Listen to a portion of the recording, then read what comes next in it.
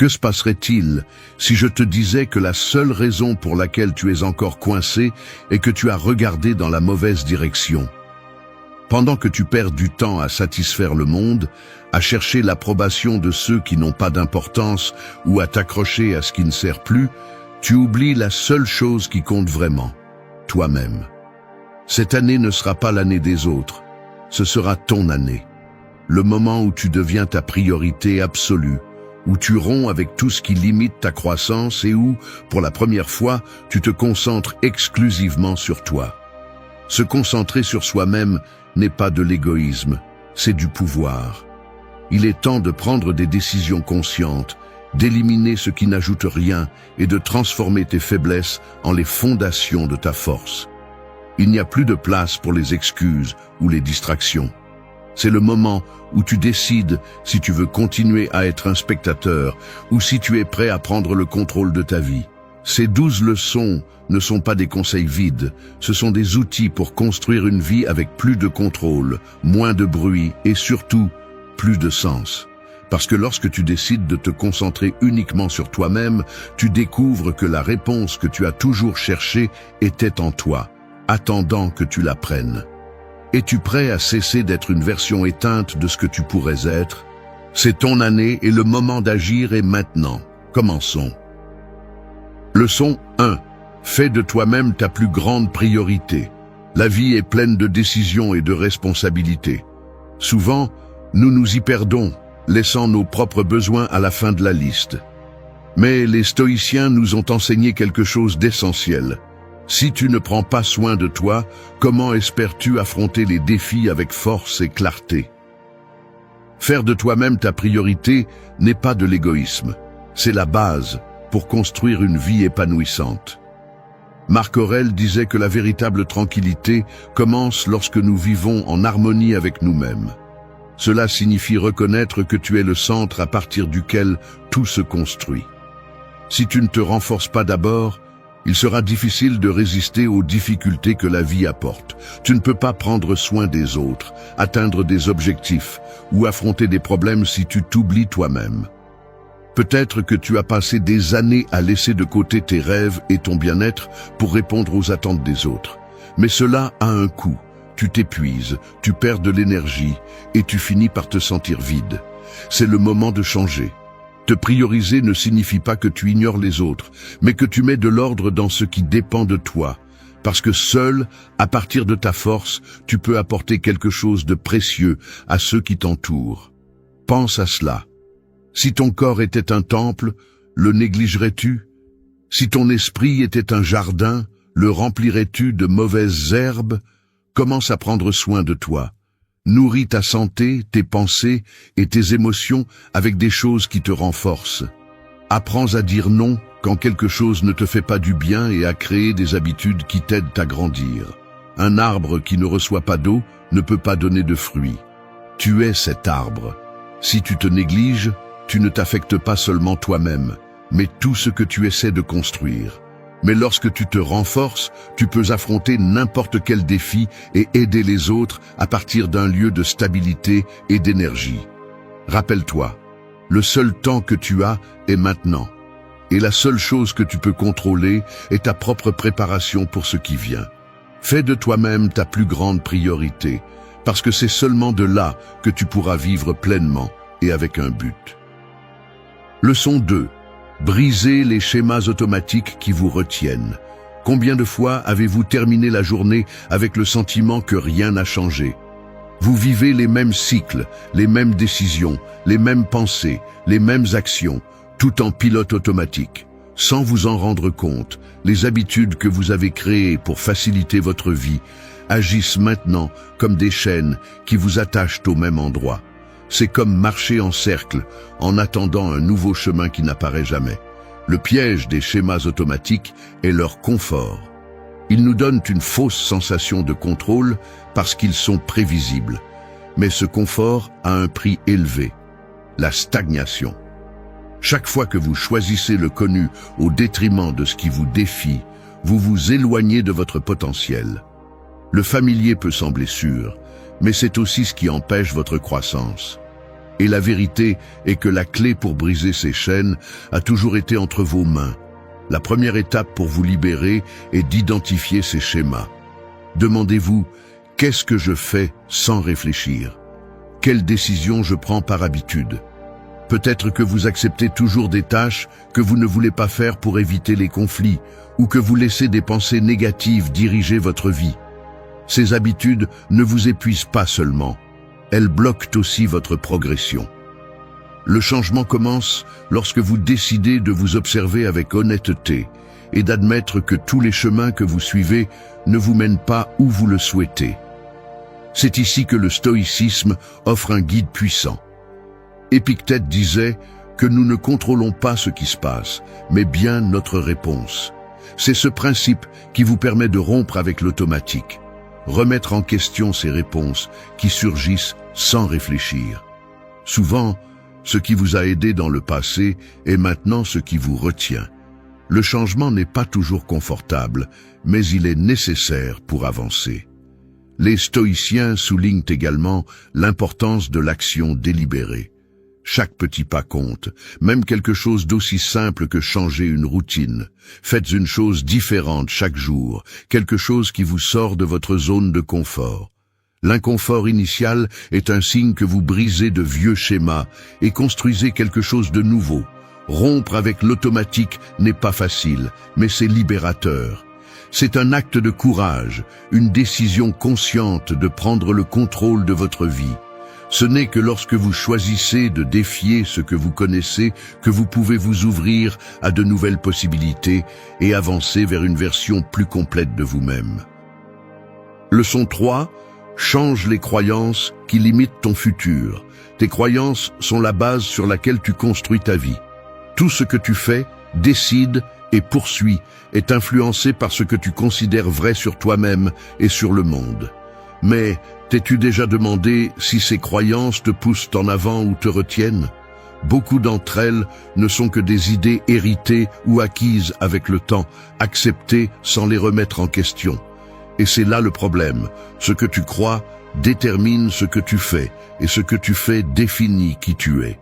Si tu ne révises pas tes croyances, tu pourrais limiter ton propre futur. Il est facile de tomber dans l'habitude de penser que certaines choses sont simplement ainsi. Peut-être crois-tu que tu n'es pas assez bon pour accomplir quelque chose de grand, que l'échec est quelque chose à éviter à tout prix, ou que le succès est seulement réservé aux autres. Ces idées ne sont pas des faits, ce sont des histoires que tu t'es racontées ou que quelqu'un d'autre t'a fait croire. Mais que se passerait-il si tu remettais en question ces histoires? Changer une croyance commence par reconnaître qu'elle n'est pas une vérité absolue, mais une perspective. Demande-toi d'où vient cette idée. M'aide-t-elle ou me freine-t-elle? Souvent, tu découvriras que ces croyances naissent de la peur, du rejet du changement ou d'expériences passées qui n'ont plus de pertinence. Tu n'as pas à rester prisonnier d'elles. Le stoïcisme nous rappelle que nous devons nous concentrer sur ce que nous pouvons contrôler. Marc Aurèle disait que nos vies sont façonnées par nos pensées. Si tes croyances actuelles ne sont pas alignées avec ce que tu veux être, change-les. Tu as le pouvoir de décider quelle pensée tu permets de guider ta vie. En défiant ce que tu considères comme vrai, tu ouvres la porte à de nouvelles possibilités. Commence par remplacer ces croyances limitantes par d'autres qui te donnent du pouvoir. Au lieu de penser « je ne peux pas le faire », dis « je peux apprendre à le faire ». Changer une croyance n'est pas un acte magique. C'est un processus constant de défier l'ancien et de construire le nouveau. Rappelle-toi, tes croyances sont la carte qui guide ta vie. Si la carte est fausse, tu n'arriveras jamais à ta destination. Révise tes croyances, ajuste ce qui ne te sert pas et permets que ton futur soit défini par ce que tu désires vraiment, pas par les limites que tu as acceptées autrefois. Leçon 4. Activez le pouvoir transformateur de votre esprit. Votre esprit est comme un outil sans limite. Il peut vous pousser à accomplir l'inimaginable ou devenir le plus grand obstacle sur votre chemin. Chaque pensée que vous abritez a le pouvoir de construire ou de détruire, d'ouvrir des portes ou de les fermer. Cependant, Beaucoup d'entre nous passent leur vie à laisser notre esprit fonctionner en automatique, guidé par des peurs, des doutes et des croyances héritées que nous ne remettons jamais en question. Il est temps de changer cela. Il est temps de prendre le contrôle et d'activer le pouvoir transformateur de votre esprit. Tout commence par vos pensées. Ce que vous pensez de vous-même définit ce que vous croyez pouvoir faire, et cela, à son tour, détermine les décisions que vous prenez. Si vous remplissez votre esprit d'idées limitantes comme « je ne suis pas capable » ou « ce n'est pas pour moi », vous créez un futur en accord avec ces mots. Mais si vous choisissez consciemment des pensées qui vous donnent du pouvoir, votre monde commence à changer. La première étape est d'observer votre esprit et de vous demander « ces pensées m'aident-elles ou me freinent-elles ?» Le véritable pouvoir de votre esprit réside dans votre capacité à le diriger. Imaginez que c'est un fleuve tumultueux. Si vous ne le contrôlez pas, il peut tout inonder. Mais si vous construisez des canaux appropriés, ce fleuve peut générer de l'énergie, donner la vie et déplacer des montagnes. C'est ainsi que fonctionne votre esprit. Sans direction, c'est le chaos. Avec de la concentration, il est imparable. C'est ici que le stoïcisme nous donne une leçon clé. Épictète disait « Ce ne sont pas les faits qui nous affectent, mais la façon dont nous les interprétons. » Cela signifie que vous décidez de la signification de ce qui vous arrive. Vous ne pouvez pas contrôler les circonstances extérieures, mais vous pouvez décider comment les affronter. Au lieu de rester coincé dans la peur ou la frustration, vous pouvez utiliser ces défis comme carburant pour grandir. Entraîner votre esprit est essentiel. La méditation, l'écriture réflexive et la pratique de la gratitude sont des outils simples mais puissants pour façonner vos pensées. Consacrez du temps chaque jour à nourrir votre esprit avec des idées qui vous poussent, à éliminer le bruit qui ne vous sert pas et à vous concentrer sur ce qui compte vraiment. Votre esprit a un pouvoir immense, mais ce pouvoir dépend de vous. L'utiliserez-vous pour avancer ou pour rester au même endroit? Lorsque vous décidez de maîtriser vos pensées, vous découvrez que la véritable limite n'a jamais été à l'extérieur, mais à l'intérieur de vous. Il est maintenant temps de libérer tout ce que votre esprit peut offrir. Leçon 5. Fais que chaque minute compte. Le temps est la ressource la plus précieuse que tu as, mais c'est aussi la seule que tu ne peux pas récupérer. Chaque minute qui passe est un fragment de ta vie qui ne reviendra jamais. Et pourtant, combien de ces minutes gaspilles-tu en choses qui n'ont pas d'importance? Réseaux sociaux, soucis inutiles, conversations sans sens. Il est facile de tomber dans le piège de croire que le temps est infini. Mais il ne l'est pas. C'est pourquoi si tu veux transformer ta vie, tu dois apprendre à traiter chaque minute comme ce qu'elle est réellement. Un trésor. Imagine que chaque jour, tu reçois un dépôt de 1440 pièces d'or. Ces pièces représentent les minutes de ta journée. Maintenant demande-toi, à quoi les dépenses-tu? À construire quelque chose de précieux ou à les laisser tomber sans soin? La différence entre une vie épanouissante et une vie pleine de regrets réside dans la façon dont tu décides d'utiliser ce trésor quotidien. Faire que chaque minute compte ne signifie pas vivre en courant d'un endroit à un autre ou en remplissant ton agenda à la limite. Il s'agit de donner un sens à ce que tu fais. Chaque action, aussi petite soit-elle, doit être alignée avec ce que tu valorises vraiment. Demande-toi, est-ce que cela me rapproche de la vie que je veux ou est-ce que cela me maintient simplement occupé? Il est facile de confondre activité avec productivité, mais ce ne sont pas la même chose. Le stoïcisme nous apprend à vivre conscient du moment présent. Marc Aurèle disait « Ne vis pas comme si tu avais 10 000 ans devant toi. Le destin est à un pas, agis maintenant. » Ce rappel n'est pas pour générer de la peur, mais pour inspirer l'action. Tu ne peux pas contrôler combien de temps tu auras, mais tu peux décider comment tu l'utilises. Une façon pratique de profiter de ton temps est d'établir des priorités claires. Identifie les activités qui comptent vraiment et consacre tes meilleures heures à elles. Tout ne mérite pas ton attention et apprendre à dire non est essentiel pour protéger ton temps. De plus, évite de tomber dans le piège de la procrastination. Chaque fois que tu reportes quelque chose d'important, tu voles du temps à ton futur. Fais que chaque minute compte, non pas parce que le temps est limité, mais parce que ta vie mérite d'être vécue avec intention. Ne laisse pas les jours passer sans but. Quand tu décides de donner de la valeur à chaque instant, tu découvres que le temps, bien utilisé, est l'outil le plus puissant pour transformer ta vie. Leçon 6. Libérez-vous des émotions qui vous emprisonnent. Les émotions font partie de ce qui nous rend humains, mais elles peuvent aussi devenir les chaînes les plus lourdes si nous ne savons pas les gérer. La colère, la culpabilité, l'anxiété ou même l'attachement excessif peuvent prendre le contrôle de votre vie, vous éloignant de ce qui compte vraiment. Si vous vous laissez emporter par elles, vous devenez prisonnier d'un va-et-vient émotionnel constant qui consomme votre énergie et brouille votre jugement. Il est temps de briser ces chaînes et de reprendre le contrôle. Pensez à toutes les fois où la colère vous a fait agir impulsivement, ou où la culpabilité vous a laissé pris dans un cycle de regrets. Ces émotions, bien qu'intenses, sont éphémères. Cependant, lorsque vous les nourrissez ou vous identifiez trop à elles, elles commencent à définir votre réalité. Il ne s'agit pas de les ignorer ou de les réprimer, mais de les comprendre et de leur donner leur juste place. Lorsqu'une émotion vous envahit, demandez-vous « Pourquoi est-ce que je ressens cela ?» Souvent, vous découvrirez que cela n'a pas tant à voir avec ce qui se passe, mais avec la façon dont vous l'interprétez. Cette petite pause pour réfléchir peut faire la différence entre agir calmement ou se laisser emporter par le chaos. Une stratégie puissante consiste à apprendre à séparer qui vous êtes de ce que vous ressentez. Vous n'êtes pas votre colère, ni votre tristesse, ni votre anxiété. Ces émotions sont comme des vagues. Elles arrivent, frappent et puis s'en vont. Lorsque vous réalisez cela, vous retrouvez votre capacité à décider comment réagir. C'est ici que les enseignements stoïciens, presque sans que vous vous en rendiez compte, entrent en jeu.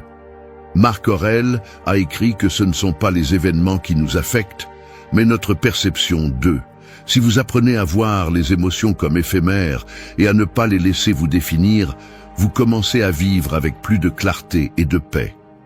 Libérez-vous de ces émotions qui vous lient à de vieilles blessures, à des conflits inutiles ou à des attentes qui ne vous appartiennent pas. Ne laissez pas les hauts et les bas d'un moment décider du cours de votre vie. Rappelez-vous, vous avez le contrôle, pas ce que vous ressentez à un instant. Lorsque vous maîtrisez vos émotions, vous découvrez une force intérieure qui vous permet d'avancer avec détermination et confiance. Non pas parce que vous ne ressentez rien, mais parce que vous décidez de ne pas être esclave de ce que vous ressentez. La véritable liberté commence lorsque vous choisissez comment répondre au lieu de réagir. Leçon 7. Arrête de dépendre de l'approbation des autres. Il est surprenant de voir combien de temps et d'énergie nous consacrons à chercher l'approbation des autres. Sans nous en rendre compte, nous permettons aux opinions extérieures de dicter nos décisions, nos objectifs et même notre identité. Nous cherchons des éloges, de la validation et de la reconnaissance comme si notre valeur en dépendait. Et dans ce processus, nous sacrifions notre authenticité. Mais t'es-tu déjà arrêté pour penser à quel point ce prix est élevé? Quand tu dépends de l'approbation des autres, tu cèdes le contrôle de ta vie. Chaque décision, grande ou petite, devient un acte de complaisance. Comment s'habiller? Quelle carrière suivre? Quel rêve poursuivre? Tout semble passer d'abord par le filtre de « que penseront les autres ?» Et l'ironie est que, peu importe à quel point tu t'efforces, tu ne réussiras jamais à satisfaire tout le monde. Il y aura toujours quelqu'un pour critiquer ou pour ne pas être d'accord avec toi. Alors, pourquoi rester lié à cette recherche sans fin? Arrêter de dépendre de l'approbation ne signifie pas être indifférent ou arrogant, mais reconnaître que ton bonheur et ta valeur ne sont pas entre les mains de quelqu'un d'autre. Tu es celui qui vit avec les conséquences de tes décisions, pas eux. C'est pourquoi tes choix doivent être guidés par tes propres valeurs et désirs, pas par ce que les autres attendent de toi. C'est ici que les enseignements stoïciens offrent un guide puissant, bien que de manière subtile. Marc Aurèle disait « L'âme se teint de la couleur de ses pensées ». Si tes pensées sont constamment préoccupées par le fait de plaire aux autres, tu perdras inévitablement le contact avec qui tu es vraiment. Les stoïciens nous invitent à nous concentrer sur ce que nous pouvons contrôler et les opinions extérieures sont, sans aucun doute, quelque chose qui est hors de notre portée. Pour commencer à lâcher cette dépendance, demande-toi, est-ce que je prends cette décision pour moi ou pour satisfaire quelqu'un d'autre? Sois honnête avec toi-même. Si tu te rends compte que tu vis selon les attentes des autres, il est temps de repenser ton chemin. Accepte que tout le monde ne sera pas d'accord avec toi. Et cela n'est pas seulement normal, mais aussi libérateur. Quand tu arrêtes d'essayer de plaire à tout le monde, tu découvres une paix qui ne dépend de rien d'extérieur. Rappelle-toi, la seule approbation dont tu as besoin est la tienne. Vivre pour plaire aux autres, c'est te perdre toi-même. Vivre selon tes propres termes, c'est trouver la liberté. Fais de ta vie un reflet de ce que tu valorises et crois en ta capacité à définir qui tu es, sans chercher la validation de personne d'autre. Leçon 8. Guide avec des actions qui inspirent les autres. Dans un monde rempli de bruit et de paroles vides, ce qui a vraiment un impact, ce sont les actions. Tu peux parler de tes objectifs, de tes principes ou de ce que tu valorises. Mais ce qui laisse vraiment une marque sur les autres, c'est ce que tu fais, pas ce que tu dis. La véritable inspiration ne vient pas de discours élaborés, mais d'un exemple vécu, tangible, authentique. Si tu veux guider les autres et être une influence positive, tu dois d'abord diriger par tes actes. Pense aux personnes qui ont le plus marqué ta vie.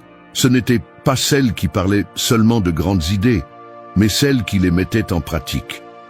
Un mentor qui a fait face à ses propres défis avec courage, un ami qui a montré de l'intégrité quand il était plus facile de ne pas le faire, ou quelqu'un qui a persévéré quand tout semblait perdu. Ces exemples réels sont ceux qui nous inspirent, parce qu'ils reflètent ce qu'il est possible d'accomplir avec détermination et cohérence. Pour guider par tes actions, tu dois d'abord être aligné avec tes valeurs. Tu ne peux pas prêcher quelque chose que tu ne pratiques pas, car le manque de congruence est évident pour ceux qui t'entourent. Si tu parles de discipline, mais que tu ne respectes pas tes propres engagements, si tu défends l'honnêteté, mais que tu agis avec tromperie, tes paroles perdent de leur poids. Être un leader, même dans les interactions les plus quotidiennes, signifie agir avec intégrité, même si personne ne regarde. C'est là que les enseignements stoïciens s'intègrent presque naturellement. Marc Aurèle disait « Sois droit, agis avec droiture, ne cherche pas à être reconnu pour cela ». Ce principe nous rappelle que les actions qui inspirent vraiment ne cherchent pas les applaudissements ni la reconnaissance. Elles sont réalisées parce qu'elles sont justes, parce qu'elles reflètent qui tu es et parce qu'elles ont le pouvoir de transformer, même si c'est de manière silencieuse. Tu n'as pas besoin d'être parfait pour inspirer les autres, mais tu dois être constant. Chaque petit geste compte.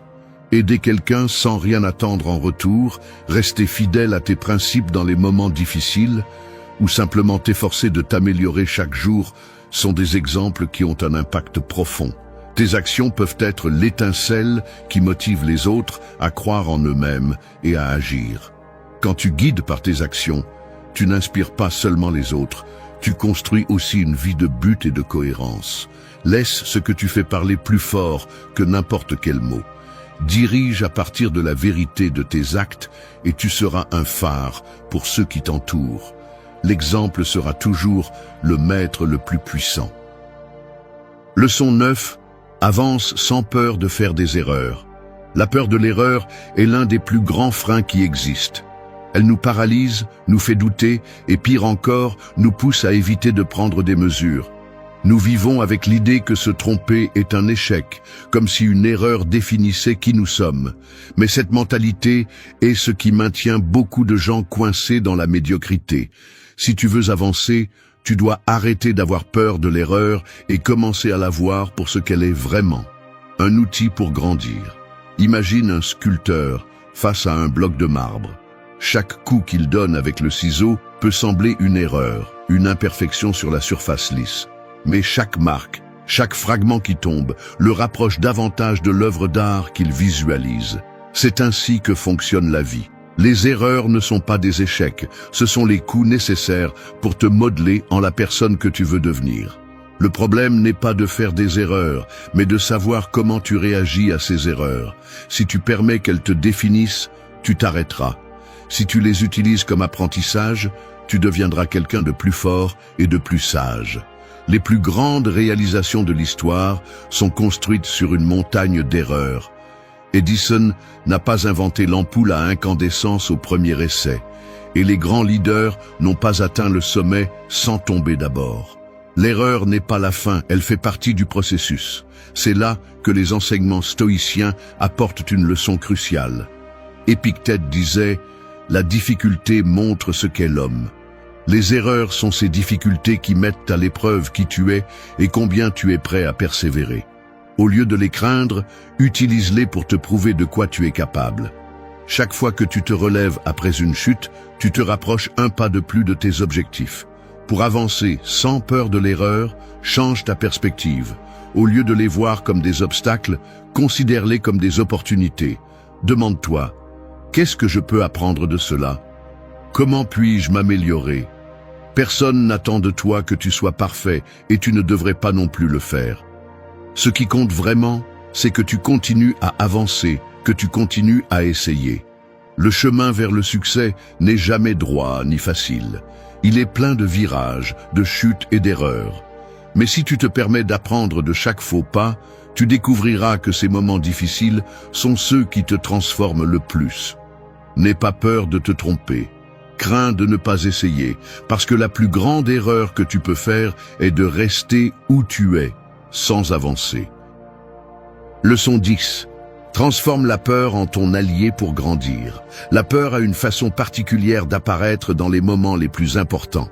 Cette entrevue d'embauche, cette conversation en suspens, ce rêve qui semble si grand que tu n'oses pas le poursuivre.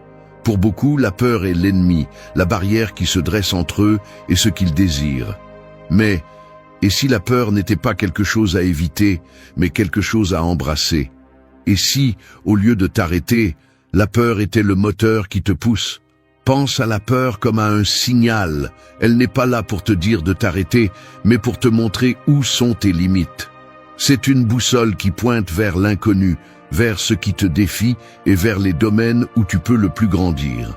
Le problème n'est pas de ressentir de la peur, le problème est de la laisser te paralyser. Lorsque la peur gouverne tes décisions, tu lui donnes le contrôle de ta vie. Mais lorsque tu lui fais face, tu la transformes en un outil d'apprentissage et de croissance. Combien de fois la peur t'a-t-elle arrêté? Peut-être as-tu évité de prendre des risques parce que tu avais peur d'échouer, ou tu t'es tu par peur d'être jugé. Maintenant, imagine ce qui se serait passé si tu avais franchi cette étape. Chaque peur que tu affrontes est une opportunité de progresser, de te prouver de quoi tu es capable. La peur n'est qu'une émotion, une réponse de ton esprit à l'incertitude. Et comme toute émotion, elle n'a de pouvoir sur toi que si tu le lui donnes. Les stoïciens, bien qu'ils ne mentionnaient pas directement la peur, comprenaient la valeur de faire face à l'adversité. Épictète disait « Ce qui nous perturbe ne sont pas les événements, mais notre perception d'eux ». La peur est en essence une perception, une anticipation de quelque chose qui pourrait arriver, mais qui n'est pas encore réel. Lorsque tu te permets de défier cette perception, tu te rends compte que souvent la peur est plus grande dans ton esprit que dans la réalité. Pour transformer la peur en ton allié, commence par lui faire face en petites doses. Si tu as peur de parler en public, commence par un petit groupe. Si tu as peur d'échouer, essaie quelque chose de nouveau dans un environnement où le risque est faible. Chaque pas que tu fais vers ce que tu crains affaiblit son influence et renforce ta confiance. Rappelle-toi, la peur ne disparaîtra jamais complètement, mais tu n'as pas besoin de l'éliminer. Tu as besoin de la transformer. Lorsque tu la vois comme un maître et non comme un ennemi, tu découvres qu'elle a beaucoup à t'apprendre. Chaque fois que tu ressens de la peur, fais un pas vers elle. C'est dans ces moments, lorsque tu es hors de ta zone de confort, que tu commences vraiment à grandir. La peur n'est pas la fin, c'est le début de quelque chose de plus grand. Leçon 11. Trouvez le but qui donne un sens à votre vie. Vous êtes-vous déjà demandé pourquoi vous faites ce que vous faites? Dans la routine quotidienne, il est facile de perdre de vue le pourquoi derrière nos actions. Nous travaillons, nous assumons nos responsabilités, nous suivons le rythme de la vie. Mais dans quel but? Vivre sans un but clair est comme naviguer sur un bateau sans cap. Vous pouvez vous déplacer, mais vous n'arriverez jamais à une destination significative. Le but n'est pas seulement une grande idée, c'est la boussole qui guide chaque décision, action et pensée. Quand vous savez quel est votre but, même les jours les plus difficiles prennent du sens. L'effort, les sacrifices et les chutes ne sont plus des obstacles, mais des étapes sur le chemin vers quelque chose de plus grand. Mais trouver ce but n'est pas toujours facile. Cela nécessite de la réflexion, de l'honnêteté et surtout le courage d'explorer qui vous êtes vraiment. Beaucoup de gens confondent le but avec les objectifs. Avoir des objectifs est important, mais le but va au-delà. Un objectif peut être quelque chose de spécifique, comme obtenir une promotion ou terminer un projet. Le but, en revanche, est le moteur qui propulse ces objectifs. C'est le pourquoi derrière chaque action. Sans un but, même atteindre vos objectifs peut sembler vide. Trouver le but qui donne un sens à votre vie commence par vous observer vous-même. Demandez-vous, qu'est-ce qui me passionne vraiment? Qu'est-ce qui me donne de l'énergie? Quel impact veux-je laisser dans le monde? Il n'est pas nécessaire que ce soit quelque chose d'extraordinaire ou de grand. Parfois, le but se trouve dans les petites choses. Prendre soin de ceux que vous aimez, contribuer à votre communauté ou simplement être une meilleure version de vous-même chaque jour. Les stoïciens parlaient du but comme vivre en harmonie avec la nature, en comprenant nature comme notre véritable essence.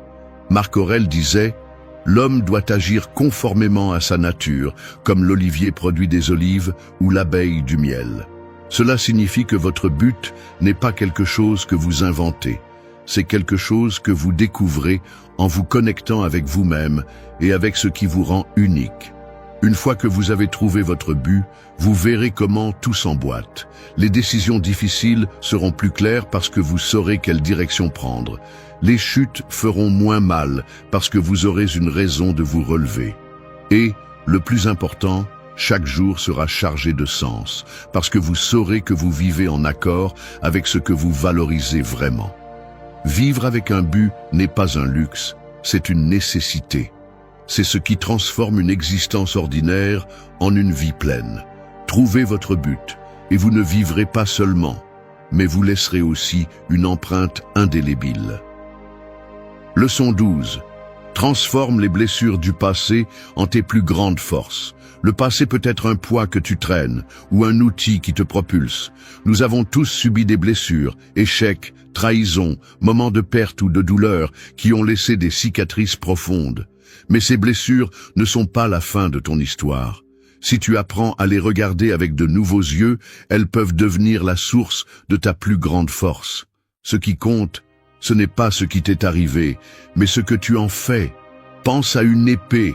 Pour être utile, elle doit passer par le feu, le martèlement et le moulage constant. Le processus est intense et douloureux, mais c'est ce qui la transforme en une arme redoutable.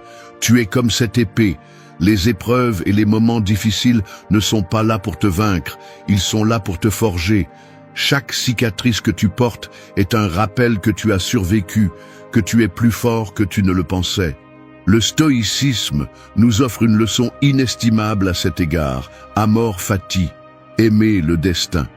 Ce principe nous invite non seulement à accepter ce qui nous arrive, mais à l'embrasser comme une partie essentielle de notre histoire. Marc Aurèle disait « Ce qui entrave le chemin devient le chemin ». Tes blessures, loin d'être un obstacle, sont la preuve de ta capacité à surmonter ce qui semblait impossible. Pour transformer tes blessures en force, commence par arrêter de les voir comme une punition. Réfléchis à elles avec honnêteté. Qu'as-tu appris?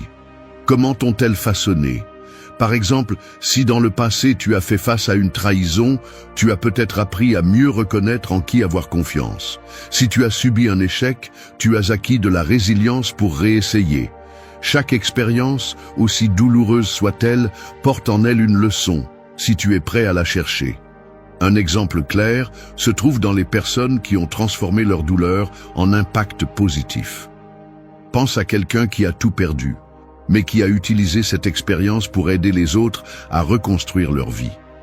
Ou à celui qui, après avoir affronté une maladie, trouve un but dans l'inspiration des autres à surmonter leurs propres défis. Ces personnes ne sont pas spéciales parce qu'elles n'ont pas souffert. Elles sont spéciales parce qu'elles ont choisi de transformer leur douleur en but. Rappelle-toi ceci, les blessures ne définissent pas ta valeur, mais ta capacité à les guérir peut définir ta force. Chaque fois que tu regardes en arrière et que tu vois une blessure, tu as l'opportunité de décider si elle sera une excuse pour t'arrêter ou un tremplin pour grandir. Le passé ne peut pas être changé, mais ce que tu en fais, oui. Choisis de transformer tes cicatrices en marque de force, pas en rappel de faiblesse. Comme le disait Marc Aurèle, tout ce qui arrive convient. Utilise ton histoire comme un outil pour écrire le chapitre le plus puissant de ta vie. Merci d'être resté jusqu'à la fin de la vidéo. Si vous avez tout vu, commentez « Je suis stoïcien » comme notre signe secret, indiquant que vous êtes un véritable apprenant du stoïcisme. N'oubliez pas de vous abonner et de liker la vidéo si elle vous a plu. Rendez-vous dans la prochaine vidéo et rappelez-vous, continuez à cultiver votre esprit stoïque.